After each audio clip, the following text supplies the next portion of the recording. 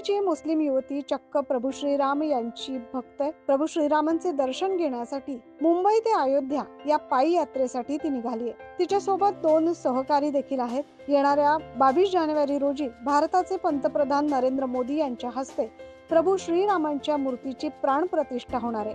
देशभरातून लाखो भाविक दर्शनासाठी येणार आहेत. याच अनुषंगाने शबनम शेख यांनी आपल्या 2 सहकाऱ्यांसह पायी यात्रा करत अयोध्येला जाण्याचं ठरवलं.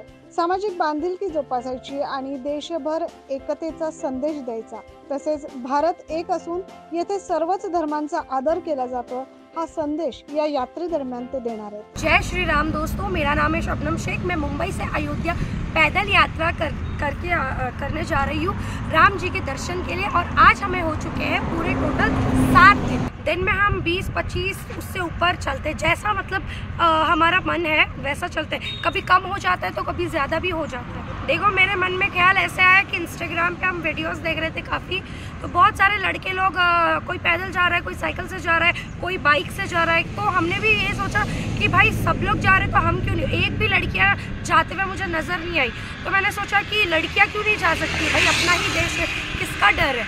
हमारे महाराष्ट्र की छवि तो पूरे भारत में इतनी अच्छी है कि यहाँ पर लड़कियाँ बहुत सेफ है, आप लोग को पता ही होगा। तो मैं इसके लिए निकली कि भाई महाराष्ट्र ही नहीं, हमारा पूरा भारत देश महिलाओं के लिए बहुत ही ज़्यादा सुरक्षित है और बहुत ही ज़्यादा अच्छा है। तो मैं निकल पड़ी बस राम जी का नाम लेके। 22 जानेवारीला जगातील सर्वात मोठा उत्सव होत असून यासाठी देशभरातून सर्व भाविक भक्त या सोहळ्याला हजर राहणार आहे अशी शक्यता वर्तवली जाते आणि त्यातच शबनमने घेतलेल्या या निर्णयाचं सर्वत्र कौतुक होत आहे.